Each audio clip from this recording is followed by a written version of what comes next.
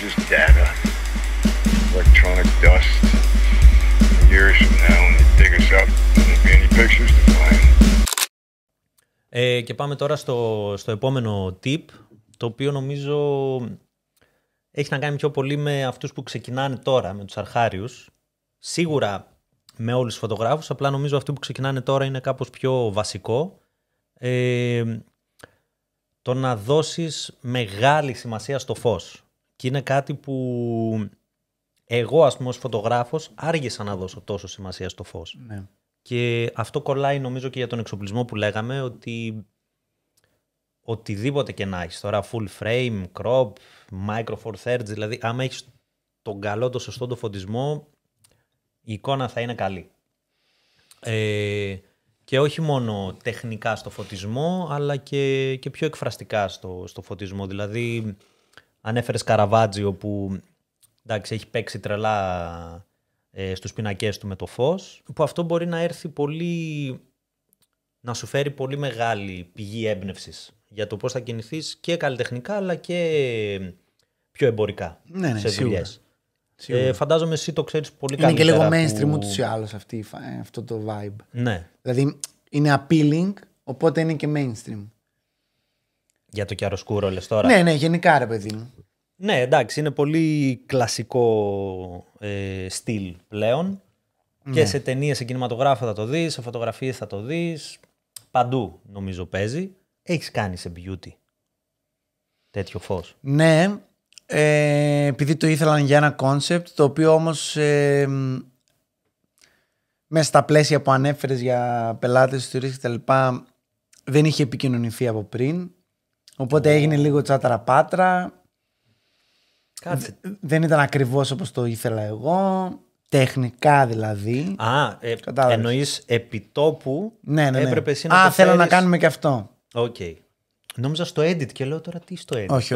Στο edit δεν γίνεται ούτως ή άλλως. Θα είναι πολύ ψεύτικο. Ναι.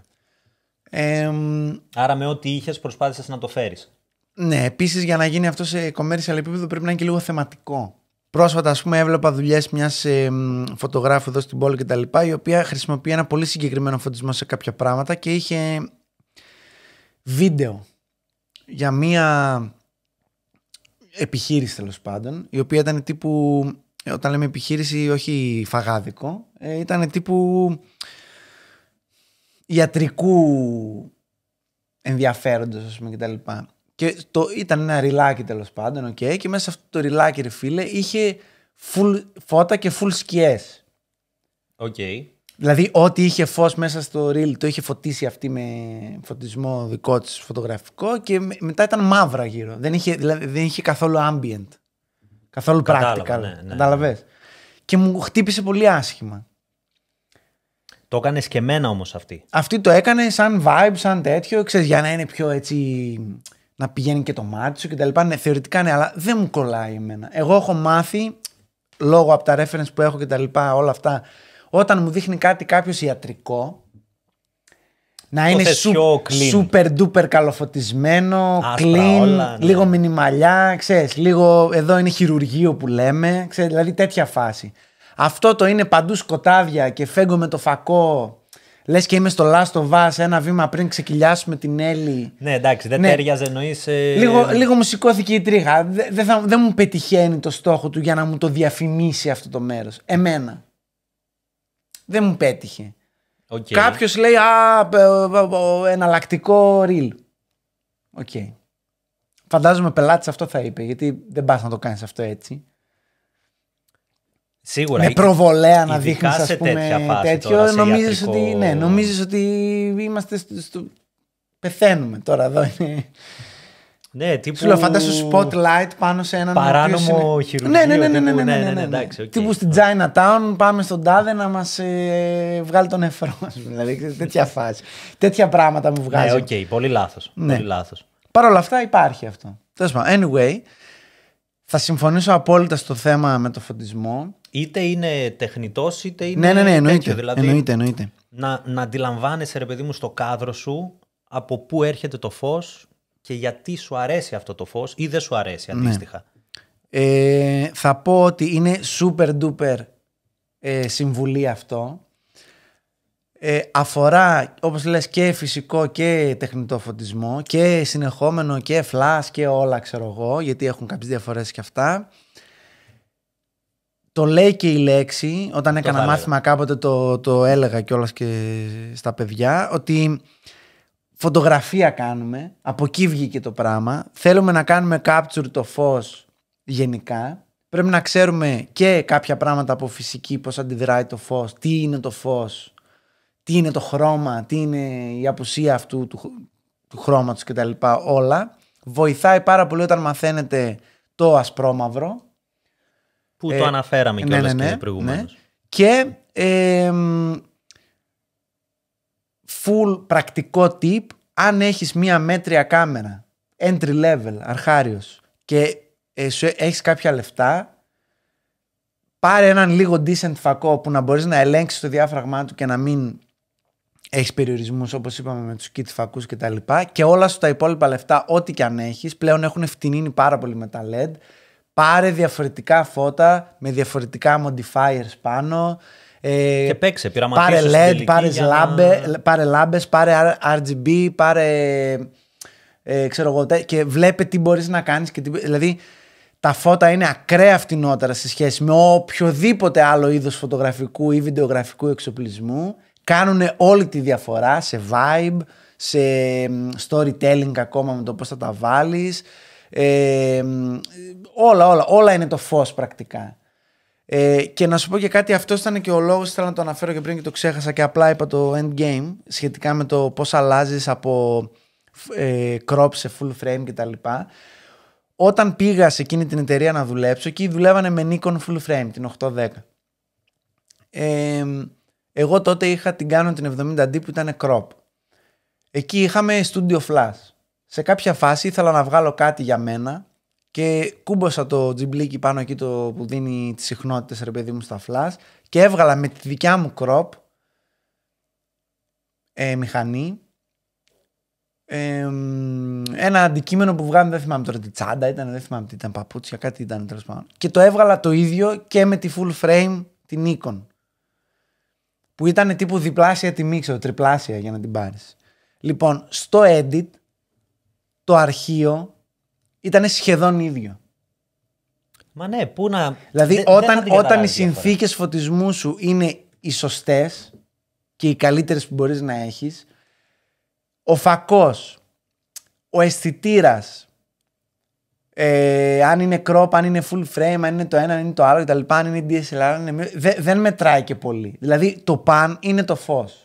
Αν και νομίζω ότι θα διαφωνήσουν εδώ πέρα οι full πρακτικοί και θα πούνε full frame πιο καλά και... Εγώ αυτό που έβλεπα τα μάτια μου δεν μπορεί να μου το πει κανένας. Όσο σχετικό. Και εγώ θεωρώ ότι δεν ισχύει. Δηλαδή δεν είχε καμία απολύτως διαφορά σε κλειστά διαφράγματα τύπου F8 με 150 κλίστρο, 150 ISO και τι να σου πω τώρα, 1/8 του stop, ας πούμε, 3 flash 600. Ναι. Είχε full φώτα παντού και βγήκε από την καημένη την Canon 70D που έκανε 1.500, ίδιο αρχείο με μία κάμερα full frame Nikon D810 που έκανε 4.000 τότε. Ήταν το ίδιο αρχείο. Τώρα, αν φέρεις pixel δίπλα-δίπλα, σαφέστατα είχε άλλο megapixel count η Nikon, ναι, μπορεί να έχει λίγο καλύτερη rendering στις υφές και στα λοιπά. Ο φακός, αν ήταν μάκρο ή δεν ήταν, μπορεί να έπαιζε κάποιο ρόλο σε, σου λέω, 1/1 τα pixel peeping, ας πούμε, να κάθομαι να κοιτάω έτσι να βλέπω τι είναι αυτό. Εννοείται εκεί θα δεις κάποιες μικρές διαφορές, αλλά δεν δικαιολογούν, είναι η κλασική καμπύλη που δικαιολογεί το value for money, ας πούμε, τι παίρνω και τι κάνω. Από ένα επίπεδο και μετά οι διαφορές είναι ελάχιστες. Δηλαδή δεν πληρώνεις πολύ πιο ακριβά τη λεπτομέρεια από ότι σε προηγούμενα στάδια. Δηλαδή από το 1.000 στο 2.000 έχεις διαφορά. Από το 3.000 στο 5.000 Ναι. Δεν είναι τόσο μεγάλη διαφορά. Κατάλαβες. Δεν είναι ότι σε καμία περίπτωση δεν έχει νόημα να πας σαν αρχάριος στο ιδιοκτήτη και να πεις πρέπει να στραγγίξω το πορτοφόλι μου και τη ζωή μου για αυτή τη διαφορά των 2.000 ευρώ, ας πούμε, που δεν θα τη δει και κανένα. Γι' αυτό αν μπορέσεις να αντιληφθείς στην ουσία το φως, γλιτώνεις πάρα πολλά χρήματα και πολύ κόπο. Ναι, θα βγεις και από αυτό το... Θα βγεις. Αν είσαι πορωμένος δεν θα βγεις, αλλά θα σε ξεκλειδώσει λίγο στο να πεις ότι δεν κοιτάζω να τερματίσω τον εξοπλισμό μου. Μα ναι, και δημιουργικά μπορείς να είσαι πολύ καλύτερος πολύ νωρίτερα. Ναι, γιατί θα καταλάβεις ότι η ουσία είναι αλλού. Ναι. Δεν είναι στη γαμάτη κάμερα, αλλά είναι στο πώς θα χειριστείς το φως. Πώς θα ρυθμίσεις τα settings σου, να καταλαβαίνεις τι λειτουργεί και τι δεν λειτουργεί. Πώς μπορώ να χρησιμοποιήσω το χρώμα στο φωτισμό για να κάνω ένα ambient φωτισμό, ας πούμε, ο οποίος κάτι θα λέει. Θα βλέπεις ταινίες από κορεάτικο κινηματογράφο που χρησιμοποιούν το φως και τα χρώματα full. Ναι, οπότε... Το In the Mood for Love, ξέρω εγώ, άμα κάτι και το δεις μαλάκα, είναι σχολείο. Επίσης, το να μπορέσεις να αντιληφθείς κάτι που το προσπαθώ να το κάνω και καμιά φορά σκαλώνω και λέω ρε φίλε, πώς τώρα, τι έχει φωτίσει, τι έχει κάνει. Δηλαδή, να βλέπεις μια ταινία και να προσπαθείς να καταλάβεις στο πλάνο που βλέπεις, ας πούμε, και σου αρέσει, να πεις εδώ τώρα πώς φώτισε, τι έκανε. Να πω εδώ πέρα ότι σε περίπτωση που αναρωτιέστε, από όλες τις πολύ όμορφες σύγχρονες ταινίες, στο YouTube έχει τζάμπα τα making of. Τώρα τελευταία. Ναι, έχει τα τελευταία 2-3 χρόνια. Έχει. In the mood for love, ας πούμε, δεν θα βρεις. Όχι, δεν θα βρεις. Μπορεί να βρεις κανένα 240p, να μην καταλαβαίνεις τι βλέπεις, αλλά να σου πω κάτι. Πρόσφατα έβγαλε το Substance. Το έχω βάλει στο watch later ήδη. Στην ταινία που μισείς, βέβαια. Αλλά δεν τη μισώ. Δεν τη μισώ. Δεν σου άρεσε, έστω, ναι. Μου άρεσε, ήταν λίγο pretentious αυτό. Δηλαδή ήταν πολύ λεπτή η γραμμή του ομάζ. Κλέβω. Εντάξει, κατάλαβες δηλαδή. Ναι. Κάτι άλλο έχεις να μας πεις. Αλλά οπτικά ήταν πολύ όμορφη η ταινία, δεν είπα τίποτα. Ναι, όχι. Και το είδα και. Απλά δεν θέλω ο filmmaker που βλέπω να μου λέει είδα Kubrick χθες. Ναι. Ωραία, ρε φίλε, και εγώ. Τι θα πει αυτό τώρα? Θα πρέπει να είμαστε στις κάνες και να χειροκροτάμε 5 λεπτά επειδή εσύ είδες Kubrick. Και αντί για κόκκινο το κάνεις κίτρινο ή πορτοκαλί. Εντάξει, ρε μαλάκα. Νόμιζα ότι το έχουμε περάσει αυτό το επίπεδο. Εντάξει, κοίτα.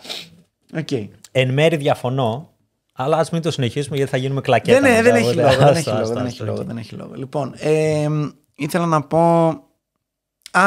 Να το αναφέρω και αυτό. Αν και πιθανότατα να το κόψω, αλλά να σου πω κάτι, δεν πειράζει. Αν είναι κάποιος εδώ στο κοινό που ακούει αυτό το podcast και έχει φτάσει μέχρι εδώ και βλέπει κλακέτα, ο Φίλιππος είναι ο Φίλιππος που με πρόδωσε για το Σάββατο. Αυτός είναι. Σε περίπτωση που αναρωτιέστε. Ναι. Ωραία. Αυτό ήθελα να πω. Έτσι, για να υπάρχει και το easter egg. Δεν θα το κόψω, θα τα αφήσω. Τώρα, από εκεί και πέρα, το φως, ξαναλέω, μπορεί να πάει τη δουλειά σου ένα βήμα πιο πάνω, ακόμα και αν είσαι αρχάριος, ας πούμε. Δηλαδή, αν μάθεις να δουλέψεις το φως. Οπότε, νομίζω ότι όπως κάθεσαι να βλέπεις το κάδρο και τα technical και αυτά, και το φως είναι μέσα. Δεν λέμε να γίνεις γκάφερ, φωτιστής, επαγγελματίας. Όχι, ρε παιδί μου, ναι, εντάξει. Να ξέρεις. Κάποια πολύ βασικά μπορείς να τα ξέρεις. Ναι, δεν με νοιάζει να ξέρεις τι είναι το CRI και η Αστέρα και τα. Πώς το λένε, τα. Ναι, ρε παιδί μου, τα skylines πάνω, τα φώτα. Εγώ δεν έχω μαστεράρει το φως. Ναι. Αλλά τα πολύ βασικά. Το βλέπεις όμως, ρε φίλε. Το βλέπω. Δεν μπορεί κάποιος βλέποντας δουλειά. Μπορεί να το βλέπω, αλλά να μην αντιλαμβάνομαι πώς λειτουργεί. Άλλο αυτό. Αν το δώσουμε σε μια ταινία, σε μια σκηνή. Άλλο. Καλά, η ταινία είναι και άλλη συνθήκη. Γιατί πρέπει να αναπαράξεις πράγματα συνέχεια. Ναι. Δηλαδή, εσύ όμως βλέπεις όταν περπατάς στον δρόμο και είσαι με την κάμερά σου και τέτοια, ένα διαφορετικό φωτισμό που σε εντριγκάρει, τον βλέπεις και τον βγάζεις. Ναι, αν αυτό μπορεί να το αναπαράξεις σε ένα σετ για 12 ώρες από 5 διαφορετικές γωνίες και να λειτουργεί, που είναι το κινηματογραφικό aspect, είναι άλλο επάγγελμα. Αλλάζει. Ναι. Αλλά μας νοιάζει να το βλέπεις, να το αποκρυπτογραφείς και να μπορείς να το εντάξεις στη δουλειά σου. Και όχι να λες αυτό είναι ένα φωτισμένο πλάνο ή ένα κάδρο φωτογραφικό, ένα πορτρέτο που έχω φωτίσει στη μάπα με φακό και να λες είναι πολύ ωραίο πλάνο. Μια μαλακία είναι. Είναι το βασικό. για φωτογραφία, για απλά πράγματα για να μην είμαστε όλο θεωρητικούρες. 3-point lighting, 2-point lighting. Τι μπορώ να κάνω με ένα φως και αντανακλάσεις. Με ένα φως και ανακλάσεις. Άλλο πράγμα. Άλλο η αντανάκλαση, άλλο η ανάκλαση. Ωραία.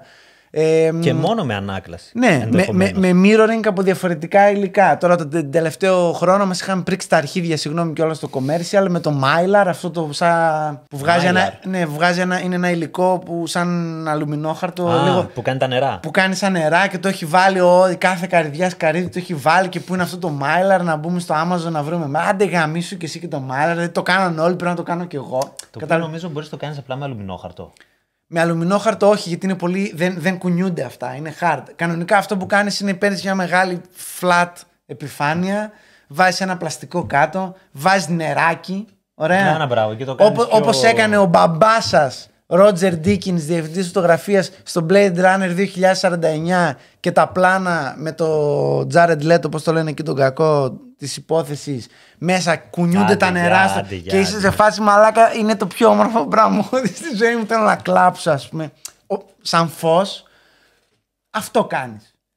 Είσαι φτωχός, δεν έχεις το χώρο να βάλεις την δεξαμενή τα νερά κτλ.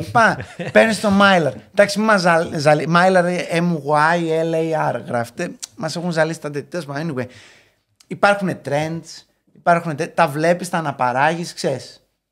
Δουλεύεις. Ναι, όντως αυτό είχε γίνει πολύ ρε φίλε τώρα τον τελευταίο καιρό. Ζαλίσει. Πάρα πολύ, πάρα πολύ. Άστο. Οπότε, Master the Light. Αυτή είναι η φάση. Ναι, που θεωρούμε ότι θα σας ξεκλειδώσει και στο κομμάτι του εξοπλισμού αλλά και στη φωτογραφική σας ματιά. Ναι, και επίσης είναι πάρα πολύ φτηνότερο και πολύ πιο εύκολο να το αποκτήσεις από ότι να πάρεις έναν φακό. Δηλαδή, εγώ το έλεγα και σε παιδιά που μου λέγανε: έχω τον τάδε φακό που δεν είναι σταθερό διάφραγμα, είναι τέτοιο και είναι ο kit και είναι τέτοιο. Και λέω: ωραία, αντί να πάρεις 500 ευρώ φακό, πάρε 300 ευρώ φώτα. Με 300 ευρώ τη σήμερα ημέρα παίρνεις 5 φώτα, μαλάκα. Και μπορείς να κάνεις 15 πράγματα. Ναι. Καταλαβες. Και ακόμα και crop να έχεις. Πιο πολλά πράγματα από ό,τι θα έκανες με το φακό. Εννοείται. Γιατί με το φακό σε κάποια φάση θα έλεγες: άμα ανοίξω το διάφραγμα, δεν θα βλέπω τίποτα στο τώρα τέλος. θέλω και φως. Θα βλέπω μισό χιλιοστό νέτο και όλο το υπόλοιπο πουρές από πίσω. Τα λέγαμε. Καλημέρα. Αυτό. Οπότε. Επίσης κάτι που δεν το είχα καν στα tips, αλλά νομίζω ότι χωράει να το βάλουμε λίγο σαν σφήνα. Έχω παρατηρήσει πάρα πολύ ότι κλειδώνει κάποιος. Δηλαδή, άμα έχεις έναν φακό 1,8, κλειδώνεις εκεί. Δεν θα το αλλάξεις ποτέ το διάφραγμα. Θα μείνεις στο 1,8 και θα βγάζεις μόνο έτσι. Κοίτα. Πολύ περιοριστικό. Οκ, θα βγουν ωραίες οι εικόνες. Θα βγει το feeling, θα γίνει τρισδιάστατη εικόνα, έχεις το βάθος και όλα αυτά. Αλλά χάνεις πάρα πολύ κομμάτι. Και το έπαθα με τον 35 που είχα τον 1,8. Και όταν έβαλα τον kit, τον 2470 που είναι F4 και άρχισα να δουλεύω πιο πολύ commercial, αλλά μετά αργότερα άρχισα να φωτογραφίζω και για μένα, αποφάσισα ότι μου αρέσει πιο πολύ η εικόνα έτσι. Εννοείται ότι γαμάει τον μποκέ, μην λέμε τώρα χαζά. Γαμάει αλλά... όχι παντού όμως. Όχι παντού ρε φίλε, ναι. Το συζητάω και με το φίλο. Το έχω δει σαν παγίδα. Ναι, όχι να βγάζουν μόνο έτσι. Εννοείται αυτό. Και επίσης θα έχετε παρατηρήσει, έχουμε ένα φίλο τον Γιώργο, ο οποίος δουλεύει σε σειρές στην Αθήνα κάτω, σειρές καθημερινές τώρα τύπου Γη της Ελιάς και τέτοια. Όλα τα εσωτερικά πλάνα είναι όλα με wide open. Όντως. Το οποίο εμένα με ενοχλεί πάρα πολύ.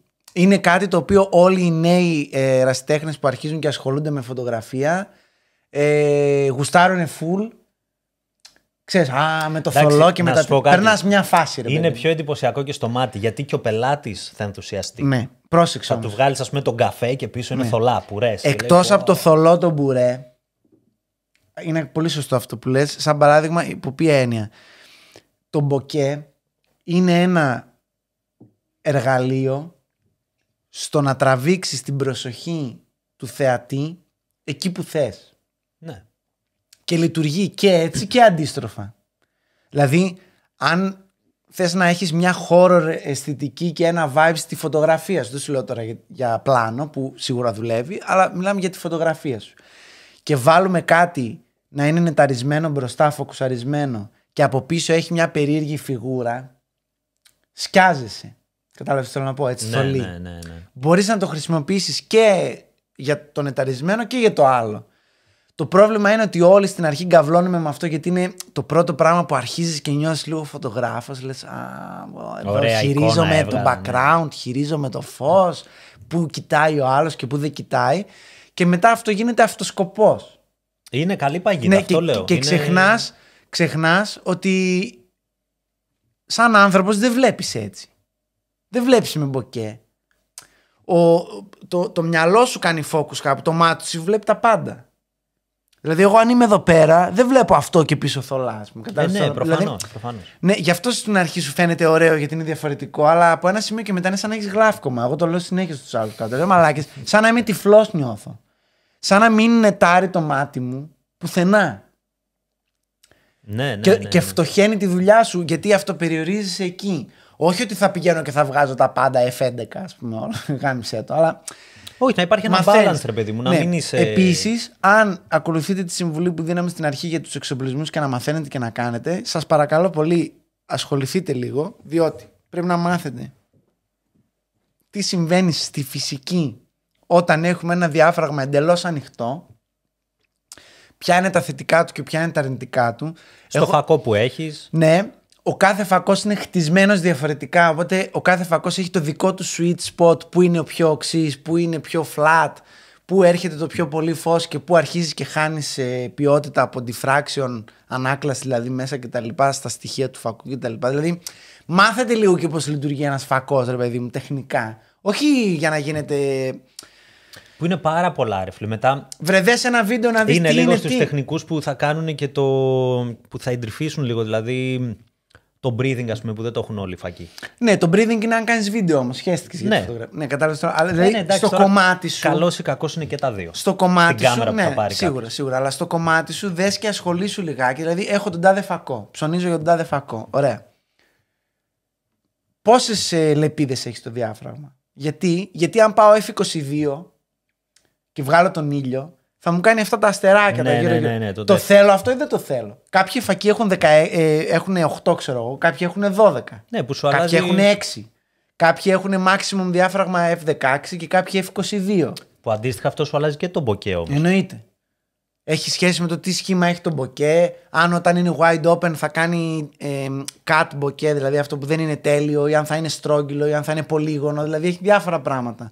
Επίσης, ποιο είναι το πιο sharp σημείο του φακού μου? Συνήθως στους περισσότερους φακούς είναι 5,6, 4, 5,6. 4, ναι. Αν έχεις ένα φακό F4 δεν είναι το F4 όμως, κατάλαβες? Ναι. Αν έχεις ένα φακό 1,8, το 1,8 αν ο φακός σου δεν κάνει 2.000 δεν είναι sharp στο 1,8, είναι στο 2, στο 2,8 ας πούμε, κατάλαβες? Ναι, αυτές οι τιμές του F τι σημαίνουν? Αυτά είναι πολύ βασικά πράγματα που πρέπει να τα ξέρεις για να προχωρήσεις. Δεν θέλω να μου πεις τη μαθηματική φόρμουλα που απαρτίζει την εξίσωση F. Όχι, απλά να ξέρεις κάποια αρκετά βασικά κομμάτια. Θέλω να ξέρεις τι θα πει 3 stop κάτω, γιατί από το 2,8 πάμε στο 3,2 και από το 3,2 στο 3,5. Δηλαδή, τι γίνεται, ας πούμε, και γιατί αυτό αλλάζει εκθετικά? Γιατί από το 5,6 πάω στο 6,3. Κατάλαβες? Δηλαδή, γιατί νούμερα συγκεκριμένα είναι αυτά? Επίσης, αν ο φακός μου είναι σε TAF, έχει διαφορά αυτό από το F? Ναι, γιατί το TAF είναι. Κινηματογραφική δεν είναι η TAF. Συνήθως ναι, γιατί σου μετράει με μεγαλύτερη ακρίβεια πόσο φως περνάει και όχι η εξίσωση που σου δείχνει το διάφραγμα που είναι το F. Μικρές διαφορές, αλλά μετράνε αν θες να πας παρακάτω και αν θα επιλέξεις πού θα δώσεις τα λεφτά σου για να πάρεις τον εξοπλισμό και πώς θα μεταφράσεις στην εικόνα σου το φως που πλήρωσες για να έχεις, ας πούμε. Ήμουνα δούλευα με φωτογράφα, αμιγώς προϊοντικό φωτογράφο, με μάκροφακό και του λέω, ρε εσύ δεν το πιάνει με τίποτα αυτό, το μάλλον πρέπει να κάνουμε focus stacking, ας πούμε, δηλαδή το βάθος πεδίου μας ό,τι και να το κάνουμε, επειδή ο φακός είναι μάκρο δεν χωράει όλο το αντικείμενο και αρχίζει να θολώνει και γυρίζει, ναι, και να βγάλω 3 διαφορετικές λήψεις με διαφορετικό σημείο στο focus και να τις κάνω sandwich μετά και για κάτι κοσμήματα προφανώς, εντάξει, και τα λοιπά. Και γυρίζει με μια τέτοια χαλαρότητα και μου λέει, εντάξει ρε, βάλε F22. Και έχω μείνει μαλάκας γιατί ο άλλος είναι προϊόντικός φωτογράφος, αυτή είναι η δουλειά του. Δεν γίνεται αυτός ο άνθρωπος να μην ξέρει ότι μετά το F11 σε όλους τους φακούς λόγω ανάκλασης των στοιχείων μέσα το φως αρχίζει και θολώνει και όσο πιο μεγάλο F βάζεις τόσο πιο πολύ στις άκρες και στα λοιπά πέφτει η ποιότητα. Δηλαδή μόνο πέφτει, γίνεται φίλε. έχει ένα sweet spot ο φακός και μετά στην αρχή είναι θολούρα, ισιόν είναι πιπίλα και μετά πάει πάλι θολούρα. Δηλαδή δεν γίνεται να μην το ξέρεις αυτό. F22 θα βάλεις αν είμαι στη Σαχάρα και θέλω να βγάλω τις πυραμίδες με απόλυτο βάθος πεδίου, μακριά, πολύ μακριά. Ακόμα και εκεί παίζει να μην το βάλεις. Και δεν έχω φίλτρο ND για να μου κόψει το τέτοιο και αναγκαστικά για να μην είναι καμένη η άμμος ας πούμε, βάλε ό,τι μεγαλύτερο μπορείς. Που και εκεί δεν θα το έκανες, θα ανέβαζες το κλίστρο σου. Αλλά εν πάση περιπτώσει, άστο αυτό. Κατάλαβες. Ναι, ρε, όχι, ρε, θα βάζεις ένα προς 8.000 θα βάζεις και θα τελείωνε η υπόθεση. Κατάλαβες. Αλλά δεν γίνεται άνθρωπος που ασχολείται με αυτό το πράγμα να γυρίζει και να σου λέει για το διάφραγμα βάλε F22, ενώ στο F11 ξέρουμε όλοι ότι αρχίζει το diffraction. Δηλαδή, αν δεν το ξέρεις, μάθε το ρε μαλάκα. Είναι η δουλειά σου. Είναι το πάθος σου, αν δεν είναι η δουλειά σου και σε. Εν τω μεταξύ, εμένα αυτό με τρομάζει πάρα πολύ. Δηλαδή, εγώ σκέψω ότι έχω κόφτη σαν ο φακός μου να πηγαίνει μόνο στο F11. Ναι, φοβάμαι να το πάω παραπάνω. Εγώ δεν το δηλαδή, πάω, είμαι μόνο F11 και βαριά σε βίντεο που κουνιέται και δεν βλέπεις. Αν είναι τέτοιες συνθήκες να το πάω λίγο F13 μέχρι εκεί. Ποτέ παραπάνω. Ναι, όχι, εμένα με τρομάζει ρε φίλε. Ποτέ. Το φοβάμαι. Οπότε ναι, μάθετε το φως και όλα τα υπόλοιπα.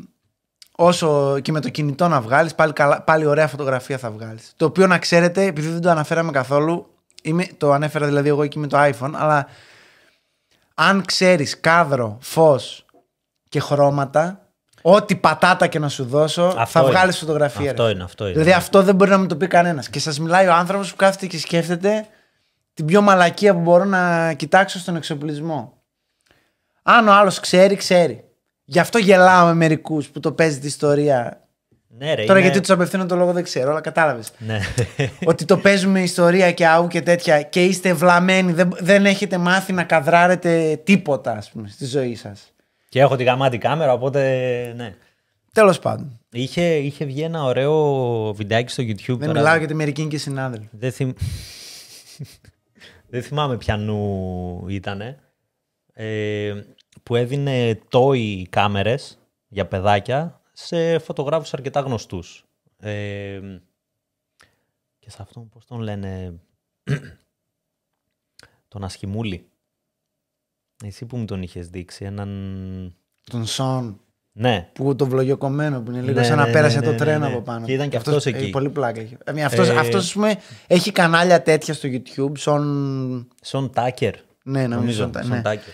Ο οποίος ας πούμε μιλάει για τη φωτογραφία σαν ή τον άλλο τον Παπούλη. Παπούλη, τέλος πάντων. Άνθρωπος δεν είναι το τον Three Man and an Elephant. Αυτός είναι υπέροχος.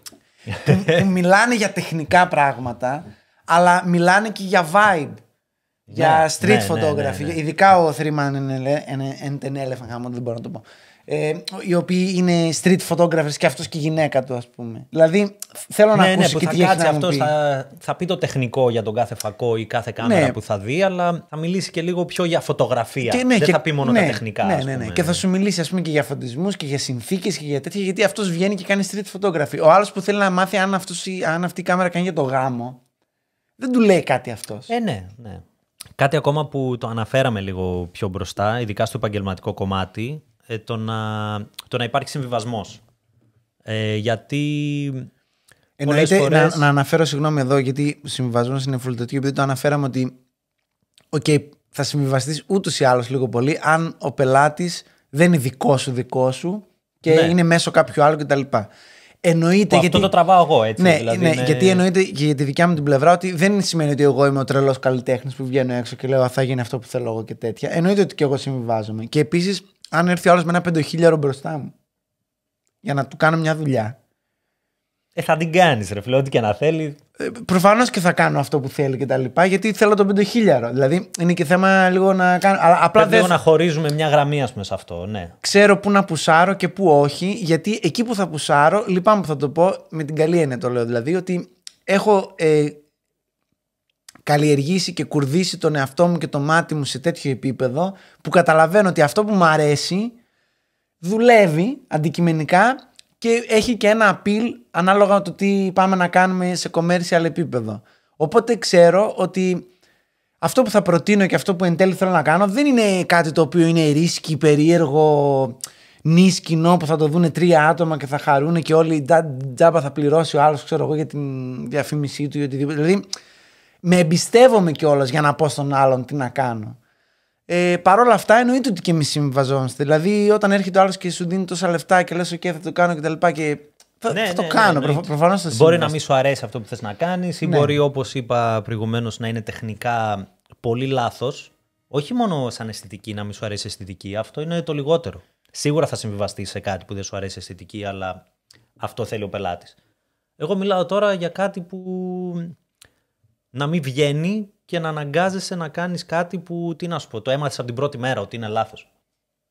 Και αναγκάζεσαι να το κάνεις γιατί ο πελάτης μπορεί αυτό να στο... εγώ πάντα προσπαθώ να το αποφύγω όσο το δυνατόν περισσότερο. Καταλαβαίνω αυτό που λες στη δικιά σου περίπτωση και μπορώ να πω ότι κυρίως η φάση αυτή που αναφέρεις συμβαίνει που δεν μπορείς να αποφύγεις, δηλαδή λάθη τα οποία πρέπει να γίνουν αναγκαστικά εκείνη την ώρα, κυρίως έχει να κάνει με το χρόνο. Ναι. Συνήθως αυτοί οι πελάτες το λούζουν με το χρόνο. Σου έχει τύχει και εσένα να σου πει ο άλλος έλα για 2 ώρες και οι 2 ώρες να είναι 6, ή έλα για 6 ώρες και 6 ώρες να είναι 12. Ναι, και να γίνεται. Να μην προλαβαίνουμε, να γίνεται χαμός και αρχίζεις και βαράς και λες δεν πειράζει, θα το δω μετά. Μετά το βλέπεις το edit, μετά λες γαμώ το σπίτι μου πάλι γιατί έγινε αυτό. Δηλαδή, μην τα λες εσύ, θα τα πω εγώ, δεν πειράζει. Θα τα meme μετά. Ναι. Μετά είναι τα meme και αυτό βγαίνει. Να το κάνουμε στο post και ο άλλος θα φρικάρει.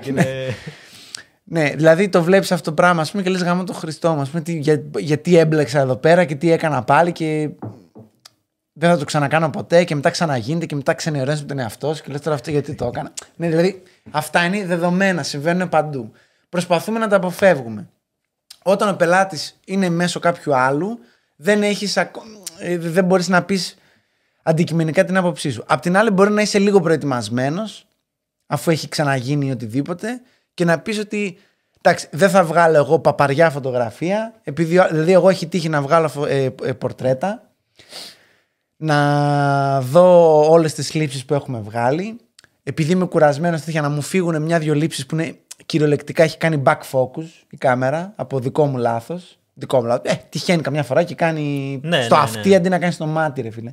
Και είναι λίγο θολό το μάτι. Κάνει Sony back focus. Κοίτα, η αλήθεια είναι όχι. Αλλά είχα adapted φακό. Είχα Canon φακό σε Sony body. Οπότε καμιά φορά τα κάνει αυτά, ρε παιδί μου. Είμαι λοιπόν σε αυτή την κατάσταση. Έχω στείλει 500 φωτογραφίες. Μέσα σε αυτές τις 500 φωτογραφίες έχει και 5 φωτογραφίες που είναι λίγο θολές. Που εγώ δεν θα τις έβαζα τεχνικά δηλαδή. Ναι. Θολές με την έννοια στο Instagram δεν θα το δει κανένας. Αλλά είναι technical, είναι θολές. Technical είναι θολή. Άμα έχεις F8 ή F11 και γίνει το focus στο αυτή. Η βλεφαρίδα δεν είναι. Η βλεφαρίδα δεν είναι σάρ. Ναι, είναι αυτό. Εγώ αρρωσταίνω τώρα να το δω αυτό. Ναι. Εγώ, σαν Γιάννης. Το δίνεις όμως. Δεν το καταλαβαίνω, γίνεται από λάθος. Αυτό θέλω να πω. Μέσα στις 500 λήψεις μου ξεφεύγουν 5 που είναι έτσι. Πώς γίνεται ρε μαλάκα να επιλέξουν αυτές τις 5. Πες μου λίγο, πώς γίνεται. Λοιπόν, εγώ έχω γυρίσει και τους έχω πει μάγκες, δεν γίνεται αυτές, γιατί είναι θολή. Πού είναι θολή, γιατί αυτοί έχουν μια οθόνη στο γραφείο τους που είναι για λογιστές. Δεν είναι οθόνη 50 ευρώ LG με DVI καλώδιο, ούτε καν digital καλώδιο. Αυτοί δηλαδή. Ήδη θα τα βλέπουν θολά. Ναι, ό,τι χάλια. Δεν βλέπουν καν, ας πούμε, σαν να τους δίνεις 4K και να το βλέπουν 144p. Πού να καταλάβει ρε μαλάκα ο άλλος, δεν βλέπει τίποτα. Ναι. Ωραία, λοιπόν. Εν τω μεταξύ η επόμενη λήψη είναι λίγο πολύ η ίδια νέτο. Και εγώ ας πούμε τρελαίνομαι. Δηλαδή δεν γίνεται να έχουν επιλέξει το λάθος. Δεν γίνεται πραγματικά. Όταν επιμένουν και δεν έχω εναλλακτική, μία φορά μου έχει γίνει μόνο αυτό. Το αποδέχτηκα γιατί είχε και άλλες λήψεις και ήταν άλλη μία λήψη. Κατάλαβες, δηλαδή δεν ήταν κάτι. Έχει και άλλες φορές που έχει επιλέξει άλλος μία λήψη και είναι στραβή. Ενώ θολή έτσι. Ναι. Οπότε τι κάνω. Είτε βλέπω όλες τις υπόλοιπες μου λήψεις, πετάω μια ωραία υπόλοιπη λήψη, την πετάω πάνω στο Photoshop, άλλο layer, μάσκα, το φέρνω εκεί και το σιάζω και είναι μέχρι εδώ σώμα, λαιμός, μία φωτογραφία, από το λαιμό και πάνω άλλη φωτογραφία και δεν το καταλαβαίνει ποτέ κανένας. Εσύ έτσι θα το... Θα πάρω εγώ άμα δω ότι έβγαλα 2 ίδιες, Θα διαλέξω την άλλη απλά. Ναι, προφανώς. Αλλά δεν είναι και ακριβώς ίδιες. Κατάλαβες. Δηλαδή, μία μπορεί να είναι έτσι, η άλλη μπορεί να είναι. Ναι, λίγο πιο πίσω. Τη μία να έχει το χέρι εδώ, ναι. την άλλη να το έχει το χέρι έτσι. Ας πούμε. Μαλακία. Ναι. Επίσης, έχει τύχει σε καμπάνια που κάναμε να κάθεται το μοντέλο με ένα φόρεμα να ανεμίζει και ιστορίες κτλ. Και να είναι τέλειο το σώμα σε μια φωτογραφία που το πρόσωπο είναι για τον Μπούτσο, συγγνώμη κιόλας. Και μία που είναι η επόμενη λήψη που το πρόσωπο είναι αψεγάδια στο τέλειο και το σώμα έχει στραβώσει. Αμάν τι θα κάνουμε, τους λέω μάγκες μισό, πάω στο edit, παίρνω το πρόσωπο από τη μία, το σώμα από την άλλη, θα κάνω splice, τα βάζω, δεν κατάλαβε ποτέ κανένας τίποτα, η φωτογραφία στέκεται ακόμα και σήμερα στα ντουβάρια του στούντιό μου. Εντάξει, δεν έχει καταλάβει κανένας ότι αυτό το πράγμα είναι τέτοιο. Αυτό είναι το σωστό Photoshop, ας πούμε, το edit, το χοντρό, το retouching. Καμιά φορά μπορεί να μην γίνεται αυτό. Αν δεν γίνεται αυτό, γυρίζω και λέω στον άλλον, κοίταξέ με. Εδώ έχει γίνει ένα technical λάθος δικό μου. Εγώ δεν νιώθω άνετα σαν επαγγελματίας να βγεις εσύ με αυτή τη μία φωτογραφία που έβγαλε και τη δουλειά σου που έκανε ο Γιάννης ο Βαλαβάνης ο φωτογράφος και να τη βλέπει άλλος και ο άλλος ο φωτογράφος να λέει ρε μαλάκα του πούλησε θολή φωτογραφία που τα κάνουν άλλοι που είναι στο χώρο πολλά χρόνια. Ναι. Εντάξει, λοιπόν, Okay. επειδή δεν θέλω να το κάνω αυτό, ηρέμησε. Επειδή δεν θέλω να το κάνω αυτό, γυρίζω και τον μιλάω τον άλλον και το λέω για μένα αυτό είναι μη αποδεκτό τεχνικά, δικό μου το λάθος, ή διαλέγουμε κάτι άλλο, ή να ξέρεις ότι αν το πάρεις αυτό δεν είναι το καλύτερο που μπορεί να είναι. Και ιδανικά δεν θα ήθελα να το κάνω γιατί δεν θέλω να μπει το όνομά μου κάτω από μια θολή φωτογραφία που με πλήρωσε να τη βγάλω και έγινε ένα mishappen, ας πούμε, εκεί πέρα και τέτοιο. Συνήθως κανένας, μόλις ακούνε ότι είναι κάπως, το αποφεύγουν κατευθείαν. Κανένας δεν θέλει σκάρτο υλικό, ρε παιδί μου. Αλλά σκάρτο με την έξι, τώρα μπορεί να είναι τέλειο αυτό. Αλλά ναι, κατάλαβες. Και υπάρχουν και φορές που θολές φωτογραφίες έχουν δουλέψει και τις έχουμε χρησιμοποιήσει σε άλλες καμπάνιες και πράγματα, ειδικά με κοσμήματα και τέτοια, ως teaser, ας πούμε. Δηλαδή δεν μου φαινόταν από πίσω το μποκέ στα διαμάντια και στα τέτοια και ιστορίες και τα λοιπά που εγώ δεν έκανα testing να κάνω το focus. Το ίδιο Art Director τρελάθηκε και μου λέει το θέλω teaser τώρα. Κάνε την export όπως είναι. Ή ότι μια φορά είχα βάλει το οποίο είχε γίνει και banner σε μαγαζί αυτό, ένα πανάκριβο δαχτυλίδι το οποίο είχε όλων των ειδών τα πετράδια και στο στούντιό μου όπως πέφτει 4 ώρα το απόγευμα συγκεκριμένα το φως πάνω από τη γυάλινη την πόρτα, ανοίγει σαν πρίσμα και έχει ένα rainbow κάτω στο πάτωμα. Και όπως κάναμε διάλειμμα και για φαγητό και τέτοια, είχαμε τα δαχτυλίδια και το βλέπω το rainbow κάτω στο άσπρο το φόντο και παίρνω αυτό το δαχτυλίδι που έχει τα rainbow τα χρώματα, το βάζω πάνω εκεί και είναι rainbow το δαχτυλίδι και rainbow έρχεται το άλλο. Και το βγάζω που ήτανε... Δεν είχα τα flash στα στούντιο γιατί ήταν με φυσικό φωτισμό κτλ. Ήταν το μισό δαχτυλίδι φαινόταν έτσι ωραίο, το άλλο μισό χανόταν, αλλά μετά έπεφτε το φως πάνω. Το ίδιο άλλη τρελάθηκε, το έκανε banner για 6 μήνες στο μαγαζί, ρε παιδί μου. Εντάξει, εδώ όμως έρχεται πολύ και το δημιουργικό κομμάτι. Και δημιουργικό και το είδα και δες πώς λειτουργεί το φως και τέτοια. Απλά δηλαδή, το είδες και λες ναι, δηλαδή γίνονται και αυτά. Εννοείται. Τολμήστε τα, ρε παιδί μου. Από εκεί και πέρα, εντάξει, ξέρω εγώ. Εντάξει, ο συμβιβασμός οπότε. Συμβιβασμός είναι και ο δικός σου και των άλλων όμως. Έτσι. Πολύ... Να μην το ξεχνάμε αυτό. Ναι, το συμβιβασμό τον αναφέρω πιο πολύ σε κάποιον. Εγώ θέλω να μην περάσει σαν ητοπάθεια. Όχι. Συμβιβασμός είναι και του άλλου. Όχι μόνο δικό σας. Αλλά πρέπει να υπάρχει σίγουρα. Ναι. Αυτό. Ναι. Απλά στη δική μου περίπτωση είναι λίγο πιο στενά τα πράγματα, ενώ εσύ μπορείς να είσαι λίγο πιο κάθετος. Εντάξει, όταν κάποιος θα σου ζητήσει κάτι. Εγώ θα σε ξεμπροστιάσω τώρα στο κοινό εδώ πέρα και θα πω ότι σου λέω χρόνια ότι πρέπει να γίνεις freelancer. Δεν παλεύεται αυτή η κατάσταση. Μου λες είναι τεχνικοί οι λόγοι, το ακούω full. Προσπαθώ, ρε φίλε, προσπαθώ. Ναι. Τι να κάνω. Θέλεις λίγο. Δηλαδή, εσύ έχεις μια δουλειά προσωπική, καλλιτεχνική και commercial πλέον, γιατί δεν είναι ένα χρόνο που ασχολείσαι με αυτό. Έχεις πλέον κι εσύ τα χρονάκια σου, μπάρμπα. Λοιπόν. Που έχεις κάνει ένα πορτφόλιο και έχεις κάνει κάποια πράγματα και πιστεύω ότι απλά πρέπει να το τολμήσεις λίγο παραπάνω, αλλά από τη στιγμή που είναι και τεχνικοί οι λόγοι σε κάποιες φάσεις, προφανώς πρέπει να δεις τι θα κάνεις. Αλλά θέλω να πω ότι πολλές φορές μου έχεις πει ιστορίες που ο άλλος είναι ψιλοαδιάφορος, ο πελάτης ναι μεν έχει την άποψή του αλλά είναι και αυτός ψιλοάσχετος και λίγο αυτό και εσύ επειδή έχεις μπουχτίσει. Ενώ συνολικά ναι. Κάνεις πίσω και λες τώρα σιγά να μην πω τώρα να μιλάμε. Εγώ εκεί δεν θα έκανα πίσω. Εγώ σαν Γιάννη. Επίσης σε αυτό το tip Δηλαδή, στο τύπο του συμβιβασμού έχει να κάνει και το ότι. Γιατί επίσης είναι παγίδα. Και όντως το έχω πάθει. Να πω ότι, ρίχνω κι εγώ τα στάνταρ. Αφού θα πάω, θα φέρω στον άλλον κάτι δημιουργικό και θα μου ρίξει επίπεδο στη δουλειά. Αν αυτό το κάνει 1, 2, 3, 10, 20 φορές, μετά ρίχνω κι εγώ τα στάνταρ και λέω: πάω να κάνω το μέτριο. Και είμαι και εγώ ικανοποιημένος. Ο άλλος μου λέει: γαμάς, έκανες και γαμό της φάσης. Και μένει κάπου εκεί. Εκεί είναι πρόβλημα. Ναι, εκεί είναι πρόβλημα, ξέρεις γιατί. Γιατί αυτός ο τύπος, και αυτό το λέω και για τους άλλους. Και εκεί είναι και το τελευταίο τύπο που θα έρθει ως. Εκεί, το λέω και για τους άλλους που ακούνε και τα λοιπά και μπορεί να ξεκινάνε οτιδήποτε. Και ο μόνος λόγος που επέμενα στην αρχή για το κάνε τη δουλειά σου να είναι όσο καλύτερη γίνεται τώρα, ασχέτως του budget, του τέτοιου. Δηλαδή, εσύ έδωσες το καλύτερό σου αυτό όσο μπορούσες στις συνθήκες που υπάρχουν. Είναι γιατί ο πελάτης για τον οποίο δουλεύεις μπορεί να είναι παπάρας, να μην καταλαβαίνει τίποτα. Να σου πω κάτι, ρε φίλε. Ναι, πες. Σου είχα στείλει ένα reel από μια δουλειά που είχα κάνει. Ναι. Ωραία. Άι Βασίλης, δεν θα πω τίποτα. Ωραία. Έκανα το καλύτερο που μπορούσα να κάνω, ρε φίλε. Τώρα έπεσε σε περίπτωση. Κατάλαβες. Ναι, έπεσε σε περίπτωση, ωραία. Εγώ σου είπα τι έπρεπε να κάνεις. Στο backstage, Άγιο Βασίλη, που μου έστειλες. Αυτό όντως έπρεπε να γίνει. Θα είχε τρελό σου αυτό. Κατάλαβες.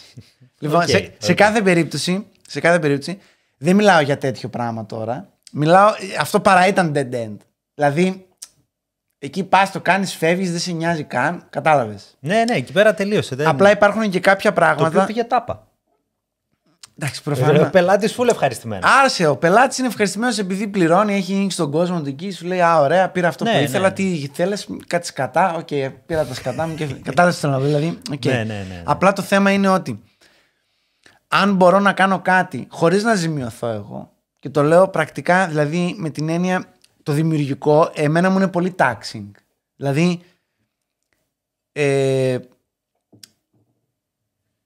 χρεώνομαι ψυχολογικά πάρα πολύ για να κάνω κάτι δημιουργικό για τον άλλον. Οπότε δεν το κάνω ελαφρά την καρδία. Αυτό θέλω να πω. Οπότε το δημιουργικό λίγο σε παρένθεση, αλλά το να μπορέσω να κάνω όσο καλύτερη δυνατή δουλειά για να μην είναι τόσο ξεφτύλα, κάτι το οποίο ο άλλος προφανέστατα δεν έχει καμία αισθητική και δεν καταλαβαίνει ότι είναι ξεφτύλα αυτό που μου ζητάει κτλ. Θα το κάνω. Αλλά θα προσπαθήσω να είναι όσο καλύτερο γίνεται.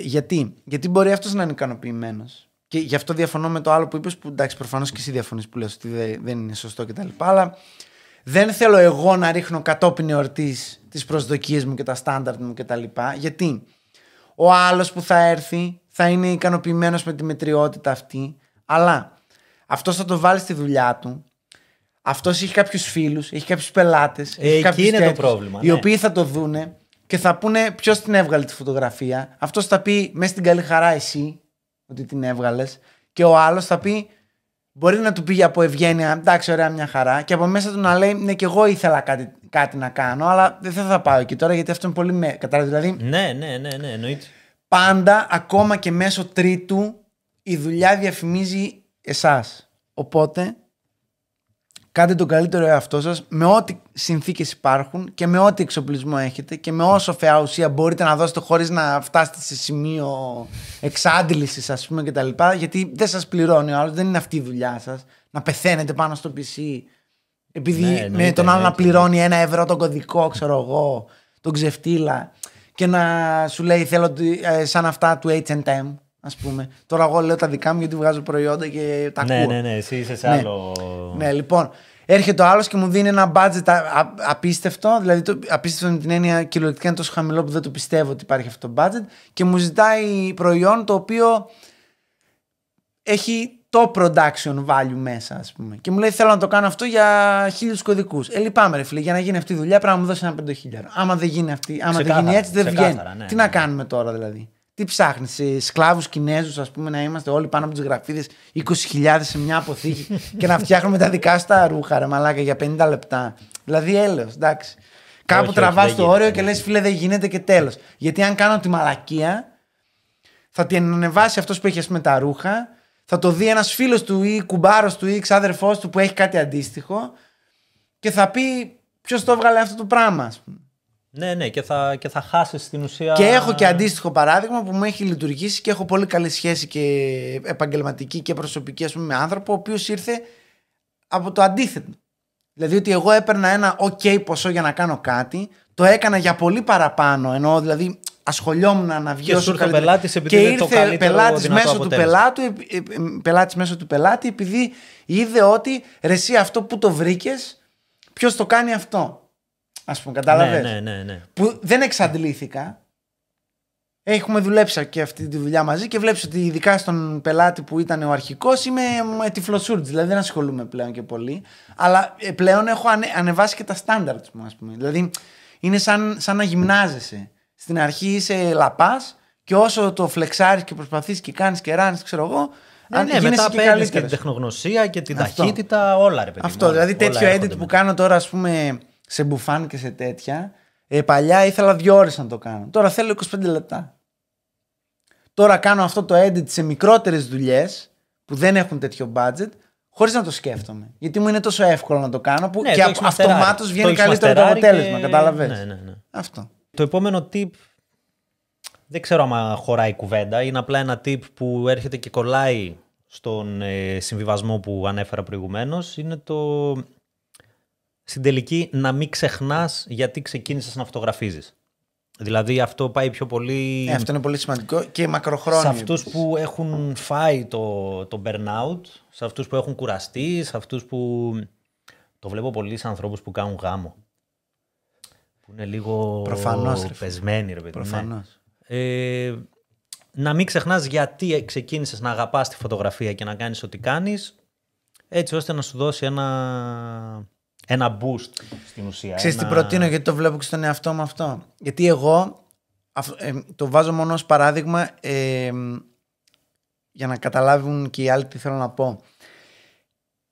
Εμείς είμαστε φωτογράφοι και οι δύο, δουλεύουμε, ξέρω εγώ. Άλλες συνθήκες ή άλλες συνθήκες. Εγώ είμαι ο τύπος που χωρίς να έχω burnout δουλειάς ακραίο, δεν είμαι ο τύπος που θα βγω έξω, θα πάρω μια κάμερα και θα πάω να βγάλω.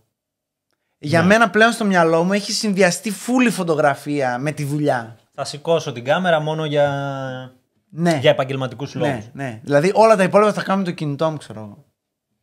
Ή ξέρω εγώ. Αυτό δεν είναι πρόβλημα. Αν εσύ φωτογραφίζεις με το κινητό ξέρεις σου. Παλιά όμως έκανα photo walks, ας πούμε. Τώρα δεν κάνω. Ναι. Δεν βγαίνω. Οπότε πιστεύω, επειδή το σκέφτομαι πολύ τώρα τελευταία και θέλω να το κάνω, που έχω λίγο παραπάνω χρόνο, ότι ίσως βοηθάει και σε αυτούς που έχουν burnout και σε αυτούς που μπορεί να θέλαν.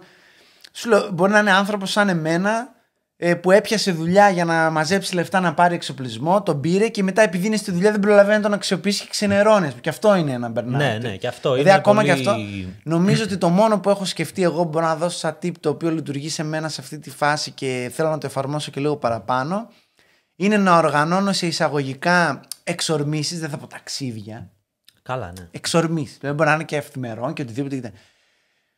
Να πάω κάπου και μόνος μου ακόμα, που λέει ο λόγος, καλά κατά προτίμηση και με παρέα, γιατί είναι και λίγο social event αυτό, αλλά όχι 10 άτομα, ας πούμε, 1-2 άτομα να πάμε, που να έχουμε έτσι σκηνικό τέτοιο και να πάρουμε κάμερες ή οτιδήποτε και να πάμε κάπου με σκοπό να βγάλουμε. Όχι να πάω για σκι και να πάρω και τη μηχανή σαν μαλάκας. Ναι, να πάω... Ο λόγος να είναι αυτό. Να πάω στον Άγιο Νικόλαο στην Άουσα, πιο κλασικός προορισμός για σχολική εκδρομή δεν υπάρχει. Κατάλαβες τι θέλω να πω τώρα, ναι.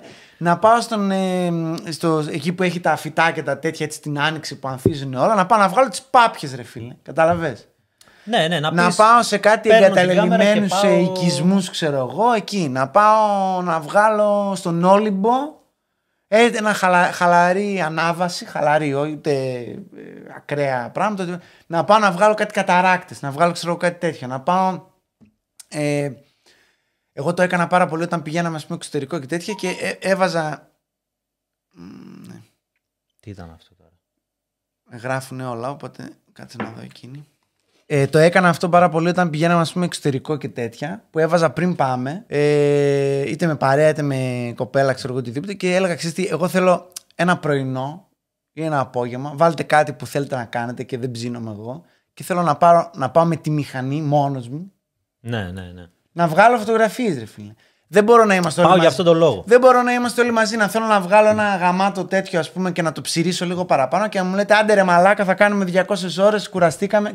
Δεν μπορώ. Ναι. Να μένεις εσύ πίσω για να φωτογραφίσεις, Ναι. οι άλλοι να σε Δηλαδή, περιμένουν μπροστά. εφόσον γίνεται αυτό, ωραία, θα με παρατήσετε στο κέντρο για 6 ώρες. Πάτε, πιείτε καφέ κάτω. Πιείτε καφέ, πηγαίνετε στα μαγαζιά, πάτε σε κανένα μουσείο που δεν με νοιάζει. Εγώ θα πάω να βγάλω φωτογραφίες. Οτιδήποτε. Ή αν σ' αρέσει, μπορεί να σ' αρέσουν τα αμάξια και τα τέτοια. Ωραία. Δες πότε έχει Race Wars στο Ρήσιο, ας πούμε. Κλειστή πίστα εδώ στη Θεσσαλονίκη. Και πάνε με την κάμερά σου, μίλα και με τους άλλους και πες μάγκες να βγάλω έτσι που περνάτε και κάνετε μάθημα drift. Ας πούμε. Θέλω να βγάζω λάστιχα καμένα. Ας πούμε. Κατάλαβες τι θέλω να πω. Οτιδήποτε ρε παιδί μου, ό,τι τραβάει οτιδήποτε ψυχή σου αρέσει. οργάνωσέ το και κάτω έτσι σαν. Φωτογραφίζω. Ναι, για να αρχίσεις να το κάνεις. Γιατί αλλιώς μπαίνεις σε μία λούπα και στο τέλος το κοιτάς και δεν μπορείς να φανταστείς με πόσους έχω μιλήσει που μου λένε ναι, και εγώ ασχολιόμουν, αλλά τα πήρα τόσα λεφτά και τώρα είναι σε ένα κουτί μέσα, σε ένα ράφι και σκονίζει. Και δεν ξέρω να τη δώσω, να μην τη δώσω. Θα χάσει και αξία, αλλά απ' την άλλη θέλω να την έχω. Δηλαδή, όλοι βρίσκονται σε ένα τέλμα, ρε παιδί μου, τέτοιο. Και γίνεται και στις δύο περιπτώσεις. Και σε αυτόν που η δουλειά του είναι κάτι άλλο. Εννοείται. Απλά στον φωτογράφο είναι +1, ρε παιδί μου. Γιατί λες τώρα ο άλλος την έχει όλη την ώρα την κάμερα, φωτογραφίζει. Ναι. Σου λέω, εγώ δεν φωτογραφίζει κιόλας. Έχω να πιάσω κάμερα, να βγω έξω την digital, τη δικιά μου, ξέρω εγώ και τα λοιπά, να βγω έξω να κάνω. Ναι. Πάνω από εξάμηνο. Ναι, οπότε... Πολύ παραπάνω από εξάμηνο, τώρα που το σκέφτομαι. Γι' αυτό το ανέφερα σαν τύπο, ρε παιδί μου, ότι στην ουσία να δεις. Ναι, το οποίο να ξέρεις ότι πάρα πολύ, δηλαδή, ειδικά και εμάς που είμαστε επαγγελματίες και στους άλλους, ότι σε πάει και λίγο πίσω και σε προσωπικό επίπεδο. Δηλαδή, μπαίνεις σε μια φόρμα commercial που σου ζητείτε και κάνεις και χάνεις λίγο τη φάση και μετά περνάνε τα χρόνια. Συνήθως γι' αυτό σε πιάνει και κατάθλιψη κάτι Χριστούγεννα και κάτι τέτοια που κάνεις τα reel της χρονιάς και δεν ξέρω εγώ τι και τέτοια και κοιτάς αν δεις τι έβγαλες φέτος και είναι όλα για δουλειά. Ναι. Εγώ δηλαδή, γιατί εσύ παίρνεις και τα αυτά, βγαίνεις έξω και με τα φίλου με τα τέτοια, βγάζετε. Εγώ δεν κάνω τίποτα. Τώρα έχει ένα χρόνο που το άρχισα πάλι αυτό. Εντάξει, γιατί ναι. και εγώ τα είχα αφήσει τελείως και γι' αυτό το έβαλα και σαν τύπο. Γιατί ήμουν ο τύπος που ξέχασα γιατί. Σίγουρα υπάρχουν πολλοί, σίγουρα. Ναι. Αυτοί ήμασταν λοιπόν. Ναι. Ήμουν ο Φίλιππος Τσεμπέρης. Ήμουν ο Γιάννης Βαλαβάνης. Ευχαριστούμε πολύ.